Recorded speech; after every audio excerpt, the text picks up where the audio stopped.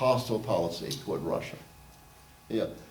It's one of the terrible things we face as Americans is that our people are suckers for phony moralistic arguments. Like politicians like to be flattered, Americans love to think of themselves as morally superior to other people. I read stuff in the papers, and I read the New York Times, and I listen to All Things Considered on National Public Radio. I guess I'm a masochist, because I read all these things all the time. But they have this stuff. Putin needs to be tried. The U.S. State Department says that Putin needs to be tried for war crimes because 4 civilians were killed yesterday in a missile strike in Kiev. 4 civilians, and a nation like the United States with our heritage, with our history, we are sitting in judgment upon Putin. We, the nation that helped obliterate Dresden and Hamburg, who dropped the hydrogen bomb on Nagasaki and Hiroshima.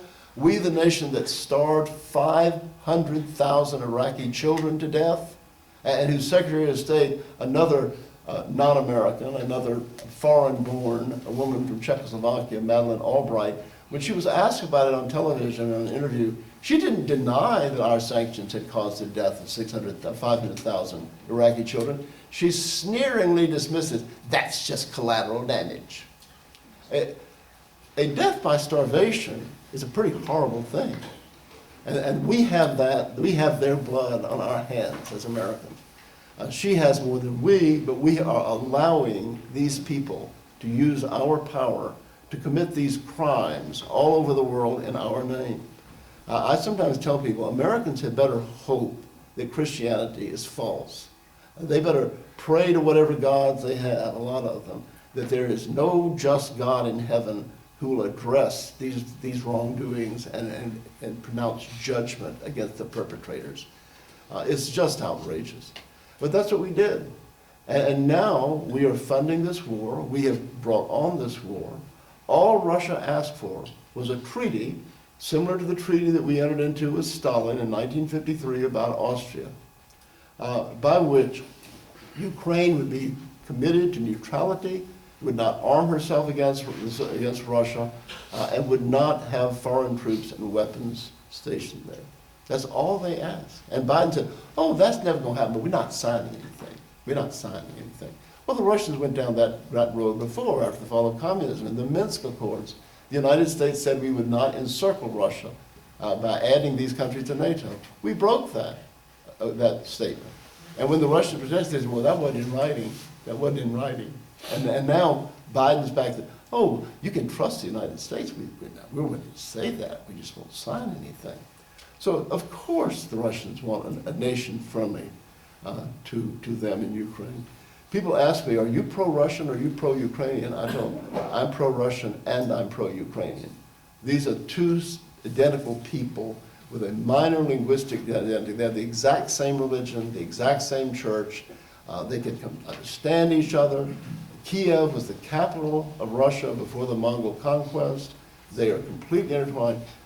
It's the devil's work to set these two peoples at each other's throats. The best thing for us would have been for a quick conquest by Putin, but that didn't happen. And that shows us something. And that thing it shows us is the Ukrainians were ready for war, and Russia was not ready for war. We had been preparing through our puppets. We had been preparing Ukraine for war, and they were ready to fight, and the Russians were not. Russia let all these countries go after the disintegration of the Soviet Union. They didn't try to coerce the Uzbekistan and the other Stan nations in Central Asia. They let Latvia, Lithuania, Estonia go. They let Ukraine go. The only time they ever used any force at all was to protect the Russian element down by Georgia. There was an area, Georgia was Russian inhabited, a little area about the size of an American county, and they did take that in.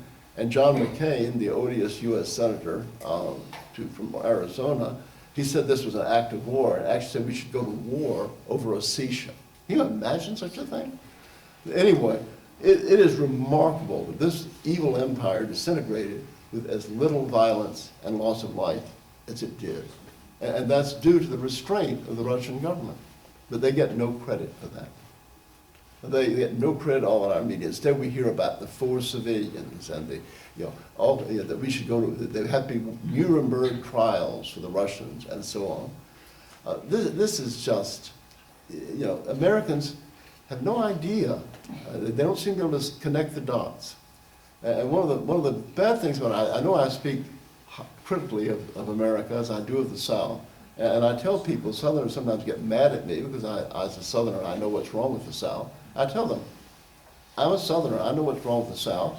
I'm my mother's son, I know what's wrong with my mother. I can criticize my mother, but you can't. you cannot criticize my mother. So when I criticize America, I feel I can do it because I am an American. And Americans, especially Southerners, have this weird thing where they're aware, I think everybody in this room, certainly in Michigan, suffering under the rule of this horrible Gretchen woman, you all understand that our government hates us. We are under a government that hates the American people, the way the Church of Scotland, the Church of England hate the people of Scotland and England. We see this all the time. They're tearing down monuments in the South, they're proclaiming they're retracting Columbus Day, it's Indigenous Peoples Day, they're propagandizing kids in the school.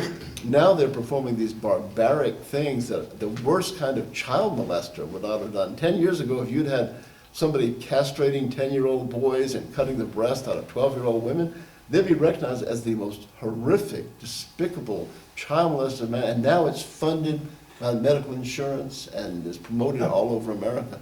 But Americans see that, but then when this same evil government goes 5,000 miles across the Atlantic, all of a sudden they believe it's our government and it's doing something good. A friend of mine is a spokesman for a major Southern organization, and he told me he went to a meeting a couple of weeks ago, and he said they were all talking about the destruction of the monuments and this kind of thing, and then the next breath they're saying, we're going to really go, this is great, our government's standing up to Putin, we're going to kick Russian ass, we're going to really, how is it that we don't get it?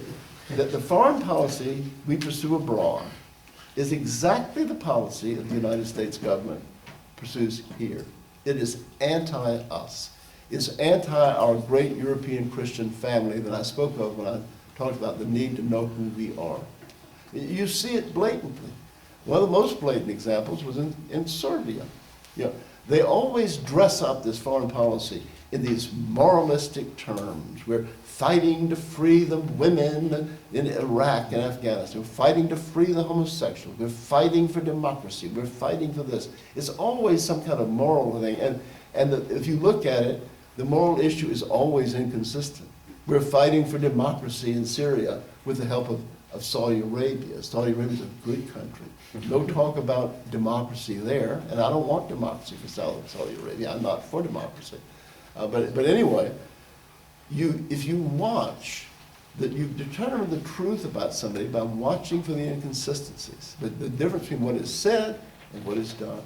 And there was a striking incident, and I'm about out of time, and I'll end here, but in the disintegration of Yugoslavia, which was a monstrosity that the United States created at Versailles, the Serbs have a province of their country called Kosovo, which you all remember. And due to Muslim birth rates and Muslim infiltration, Kosovo is now majority Muslim. And Hillary Clinton was strutting around during all the Clintons were polling for. They said that they demanded America busied itself in the Balkans. We don't want to waste our time on things like our non-existent railway system or our highways. We're busying ourselves correcting Serbs. So we went over there and we told the Serbs, you have to let the Kosovars run their country. You have to get out of Kosovo. And the Serbs said, this has been part of our country for centuries. It's been part of our country. And Hillary Clinton, I remember she was on television, she said, America stands for the principle of popular sovereignty, self-determination. We have no truck with old borders, old historic borders. We believe in the will of the people of Kosovo. And we bombed the hell out of the Serbs. And we bombed them into submission. And so they finally said, okay, we cry uncle, we'll evacuate Kosovo.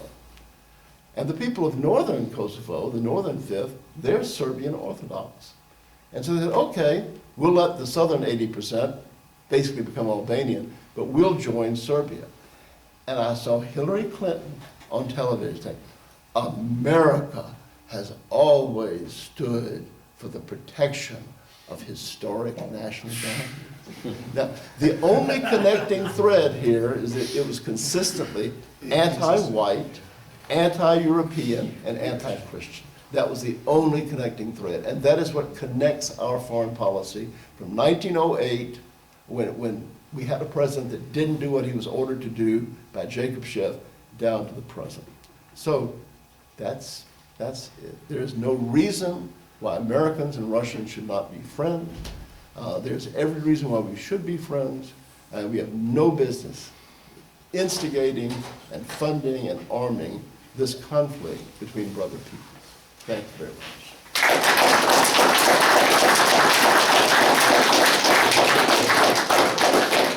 That's what happens when you trade Christianity for Jewish control of your country. You said that I didn't. Yeah, that's right. You wake up one morning and you realize that your government hates you. Your government wants to murder your children and marry sodomites and have little children adopted by sodomite perverts and so on and so forth. It goes on and on. Our government is an enemy government. And I remember our first speaker, Otto Scott, I mentioned him earlier. I said, what are we going to do about it? And he said, we are doing something about it. We're talking. And by the way, don't underestimate how important it is to talk.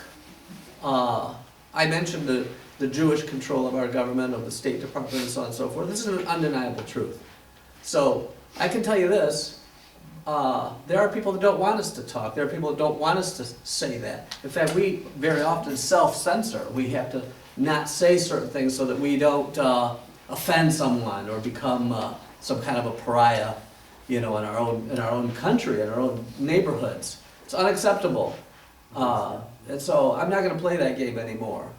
Did I ever play it? If I ever did, I apologize to you. I really do. Well, words are important. So it's very important. If it weren't important, well, then why all the censorship? Why are they shutting us down? We had a group in Michigan, Unlock Michigan or something like that, back 2 years ago. There were 300,000 people on the Facebook trying to open up the state so they wouldn't crush small businesses, so that this bitch, governor, wouldn't destroy us. Okay, what did they do? They pushed a button. Facebook, Zuckerberg, guess what tribe he's a member of? Zuckerberg pushed a button, and we were gone. 300,000 people were gone. We couldn't organize, we couldn't protest, we couldn't do anything. And so people, many people went bankrupt. Many people got depressed. Some children were committing suicide, crazy things. People in the nursing homes were being murdered, beaten up, whatever. These are crazy things that are happening. But anyway, I need to call your attention to the table back there. We're going to open it up to Q&A right now, and if you want to line up right here like we always do, those of you who have been here before, this is a fun part of our morning here. I wanted to mention one thing that we have at the table. I've got some books up at the table there, and these are gift prices. We've got $100, some $100 items back there, and some $50 items. Obviously, these things are overpriced to help us fund this event and to have many more events just like this. One thing that I've never had before here, and well, I don't have it with me right here, but I'm going to grab it real quick. It's a DVD, and it's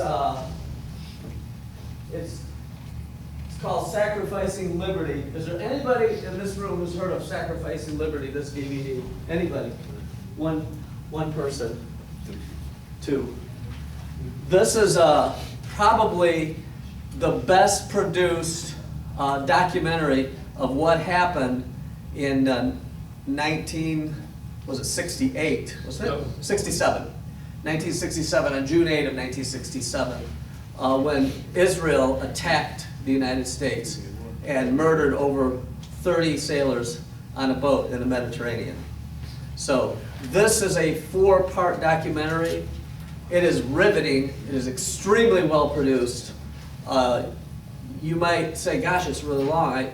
I guarantee once you get it going, you will watch all of it in one night. You'll just call everyone and you'll say, I'm busy for the rest of the night. I'm not kidding you. It is that good.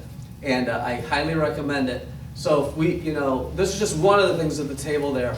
And if you can make a donation of $100, we just have those as gifts back there.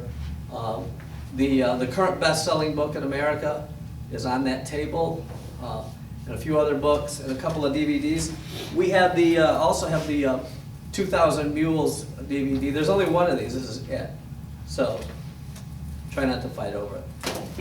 Anyway, we're gonna open it up to questions. Thanks for coming and stick around for the entirety of this part of it. And please consider coming to the table and making a donation and getting a gift. Because in fact, is there anybody here that could that could come up with $100 or $50? Anybody at all? There's one right there. We got one. All right, 2, 3, 4, 5.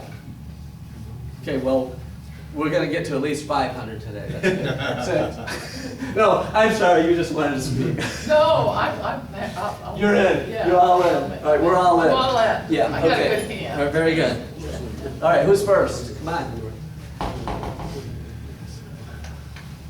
Two questions. The first one is, give us your read on Trump. Well, I don't know. He is a mystery wrapped in an enigma of Soviet Union. I don't know. I have, as I said, I'm opposed to democracy. This does not mean I'm in favor of absolutism or dictatorship or whatever. I just know, as my parents knew and taught us as we were children, that no system can function in which everybody goes and drops a piece of paper in a ballot box. It just can't happen. And I mentioned the fact that all politicians have this desire for flattery.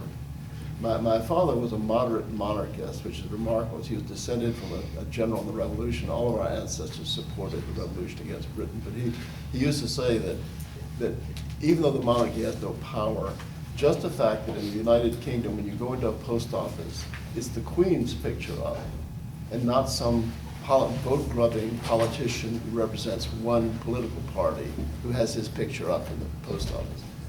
In a democracy, you got what, you generally have very bad leaders. The decent people won't run for public office. The people who run for public office, by and large, are not very nice people. Trump doesn't seem to be a very nice person to me. He seems to be, when I was a child, somebody who had, and I don't really care what people do in bed, that's part of my being a liberal. I don't, as I used to tell people in the Monica Lewinsky scandal, I wouldn't care if Clinton fornicated with goats on the wall of the White House if he would do what we needed done. But, he really has a very bad background, and that's what you get in democracy. So I don't know. I don't know. People say he didn't do enough, and it's hard for me to believe that he could, he comes out of New York. He's done business in Atlantic City where you have to be involved in the mob. Almost all of his children are involved with men or women that are not from our ethnic group and our religion. You just have to wonder. I mean, people blame him for not doing anything, but how could he do anything? He couldn't get anybody to demand his administration. The fact of the matter is that this country is so short of competent, well-informed people. He had to staff his administration with these people like Romney who betrayed him, wouldn't do what he wanted to do. What could he do? I don't know. I don't see any deliverance through ballot boxes. I'm not arguing for violent revolution. I just think the system will commit suicide, and when it does, there'll be a good chance. But I just don't know about Putin. I mean, about Trump. I hate to sound sort of, I'm a terrible person, I'm a terrible Christian. I'm the last person on earth that anybody would look to for any kind of religious instruction or inspiration. I'm keenly aware of my own faults. But when I was a child, my father had a first cousin, Cousin Harry, and he lived unblessed with a woman. I didn't know he even existed until I was in my 20s. When he would come to Atlanta, my father would meet him secretly or alone in Waffle Houses, because my mother would not permit somebody who lived in that kind of relationship to come under her roof. And neither would anybody else in the family. But Trump, you have this remarkable life, and you had this amazing statement early on. He said that he had never asked God for forgiveness.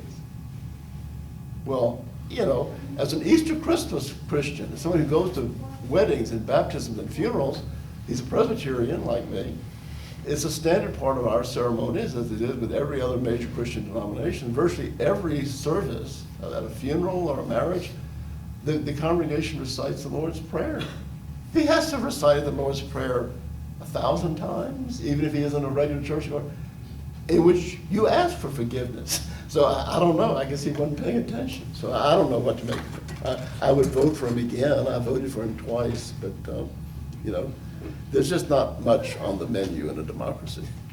Second question, American Renaissance Conference coming up. Tell us a little bit about that. You're going to be one of the speakers as It will usual. be 2 weeks from now, and it's the biggest gathering of people who are interested in the race question. And it's a chance to meet lots of people. People should go there. It's held in a public park. I tell people when they talk about they're libertarians, and I shouldn't be something of a socialist, which I am, that the only way that American Renaissance, the only way we can have a meeting is through socialism. It's only through a government-owned facility that we can even have a meeting. We can't get any hotel to host us. You know, they'll all cave before these communist Antifa people. So it's worth going. It's very much worth going. Okay, thank you. Thank you, Matt.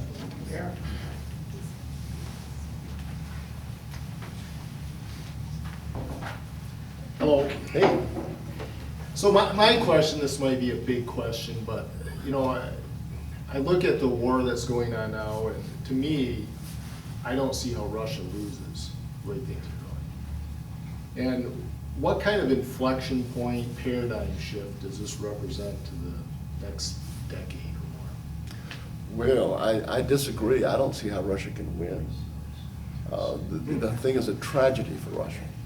A part of the tragedy is that the war has gone on so long. The longer it goes on, the greater the hatreds that our mutual enemies are able to put into Ukrainians against Russia. And that hatred is already there. They've rewritten the history of the Holodomor, the hunger famine. And you read it in the New York Times, which, by the way, lied about the famine, as you know. They had a Nobel Prize-winning, non-Russian, non-Anglo-Saxon reporter who lied about the famine. But the famine was not directed at Ukraine. Ukraine suffered the most because it's the richest soil there. But it was applied throughout the Soviet Union, and Russians also. It was directed at intelligent farmers and destroying them and getting them out of the gene pool. But the Ukrainians are now being saturated with this propaganda that the Holodomor, which was instituted by non-Russians against them, was done by Russians. And I don't know what can be achieved. I mean, I think Putin's hand was forced, the way our hand was forced in 1962 with Cuba. He had to prevent a hostile nation from acquiring military bases that close to his country. But he's annexing Donbass and stuff. Well, this is not good because Ukraine has a large Russian minority. And that Russian minority is obviously going to be in favor of peace with Russia. This Zelensky character, this B-grade comedian, non-Ukrainian that we have imposed upon Ukraine as its leader and who's now being glorified as some kind of Churchill by the American media. He has banned his opposition. You know, the opposition parties are illegal and their leaders are in jail because the opposition and the Ukrainian government wanted peace with Russia. And nothing said about that in the American media. But if you cut Donbass and these Russian areas out, it reduces the voting strength of people in Ukraine who are going to be resistant to the hate propaganda. And if he imposes a government, how is that government going to be stable? It would be like in World War II, if Churchill had negotiated a compromise peace with Germany, and Germany pulled back to her borders, which is what they offered to do, the successor governments in places like Belgium and Netherlands and France and Denmark and Norway would almost certainly be anti-German. And so I don't know what he can do. It's a terrible problem for him. He cannot reincorporate Ukraine into Russia. If he did, they would have 20 to 25% of the electorate who would vote for anti-Putin parties. I don't know what he's going to do. It's a terrible situation. Okay, thank you. Go on.